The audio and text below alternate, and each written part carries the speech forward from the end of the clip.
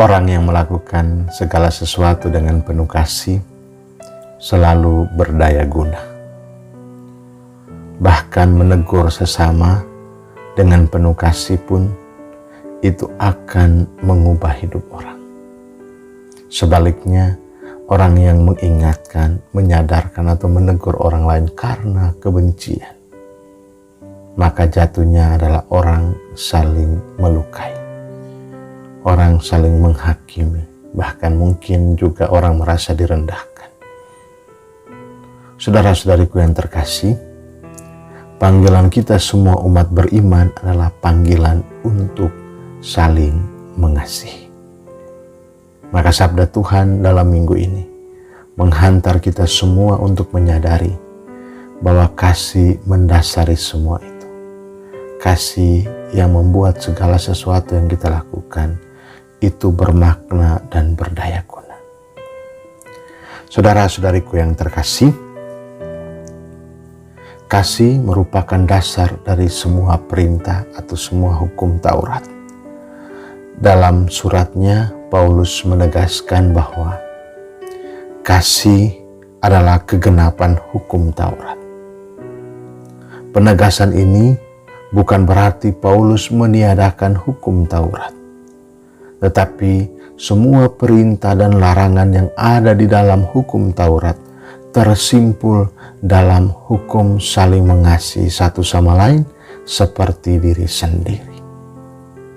Untuk itu, kasih tidak membiarkan orang lain ada di dalam bahaya atau kejahatan, atau hidup di dalam dosa. Melainkan kasih mengingatkan untuk hidup kembali dalam kebenaran. Saudara-saudariku yang terkasih, Yeskiel dalam bacaan pertama yang kita dengarkan menegaskan kepada kita semua bahwa ia dipilih untuk menjaga orang Israel, terus memberikan peringatan-peringatan agar mereka berbalik dari kehidupan dosa dan hidup dalam kekudusan Allah. Bahkan dalam Yeskiel sangat tegas dikatakan bahwa jika kamu tidak menjaga mereka untuk hidup dalam kebaikan, meninggalkan hidup kedosaan, bahkan sampai mati kita tidak memberi peringatan, maka dosa dan kesalahan orang itu ditimpahkan kepada kita. Sebaliknya, jika kita memberi peringatan, nasihat, dan lain sebagainya, tetapi orang tetap tinggal di dalam dosa, maka saat kematian tiba, ia sendirilah yang menanggungnya. Dalam pengalaman real kehidupan kita, jika kita tahu bahwa apa yang dilakukan sesama adalah dosa atau salah, lalu kita membiarkan mereka hidup dalam dosa, maka ada beban dalam hati. Jika kita tahu bahwa dia salah, kita tidak mengingatkan, lalu kemudian dia jatuh atau terjerat dalam dosa itu, kemudian bahkan kematian mendatang menjemputnya, maka ada penyesalan yang begitu besar dalam diri kita. Jika kali lalu saya sudah ingatkan dia, jika seandainya saya berani untuk menyadarkan dia, mungkin semua pengalaman ini tidak terjadi. Itulah kata-kata penyesalan yang sering kali kita ucapkan dalam kehidupan real kita. Sebaliknya, ada orang yang kita ingatkan, kemudian dia berbalik dari dosanya dan hidup dalam kebenaran, maka ada sukacita yang kita alami. Atau ketika sudah memperingatkan, ia tetap tidak mengingat itu semua. Kita sudah memberi masukan dan nasihat, tapi ia mengabaikannya. Maka saat kematian jemput, dia tidak ada lagi, masih hidup dalam keadaan dosa saat kematian itu datang. Kita tetap mengatakan dalam hati, kita sudah berusaha, kita sudah memberikan nasihat, pesan, dan lain sebagainya. Tetapi semuanya sudah terjadi.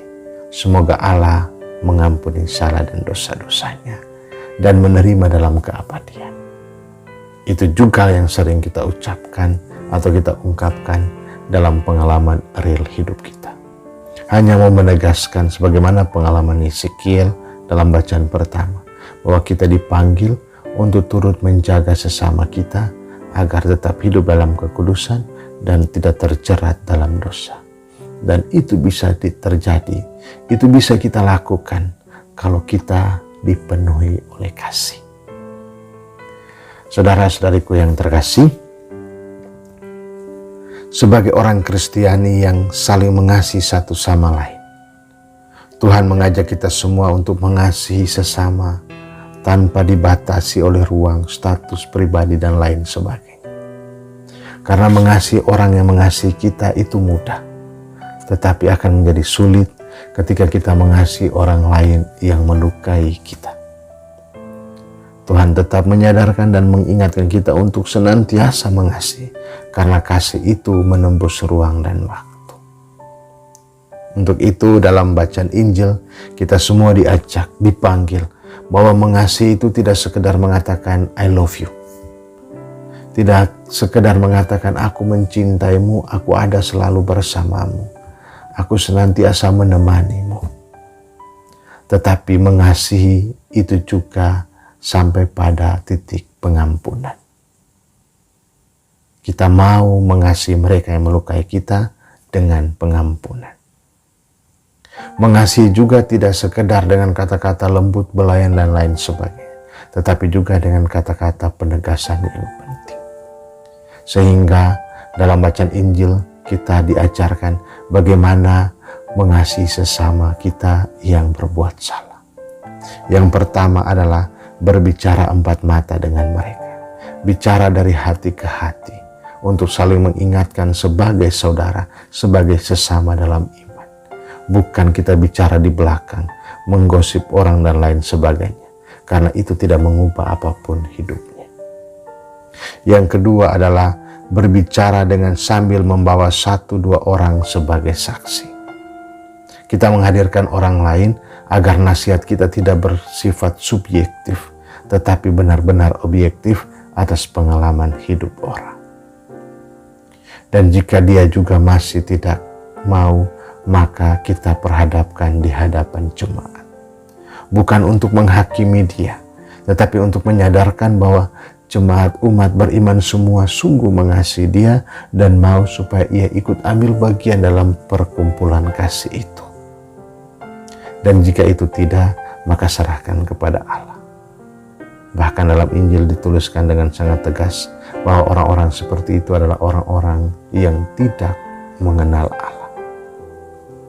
Saudara-saudariku yang terkasih, setiap kita orang yang percaya dipanggil untuk juga mendapat tugas dan tanggung jawab dalam kehidupan dengan memperhatikan saudara-saudari kita yang berdosa. Ia memanggil kita untuk merebut kembali mereka yang tersesat, membawa kembali mereka yang hilang, dan lakukan semua itu atas dasar kasih dengan cara yang lembut tanpa sikap benci dan menghakimi. Sentuhlah dia tepat di hatinya seperti syair lagu Ari Lasso, supaya mereka sungguh-sungguh merasakan kasih Allah dalam kehidupan mereka. Mereka disadarkan bahwa Allah menanti mereka dengan penuh pengharapan. Tuhan Yesus juga mengajarkan kita untuk berdoa bagi mereka semua. Doa sebagai proses yang turut menyertai pertobatan-pertobatan mereka.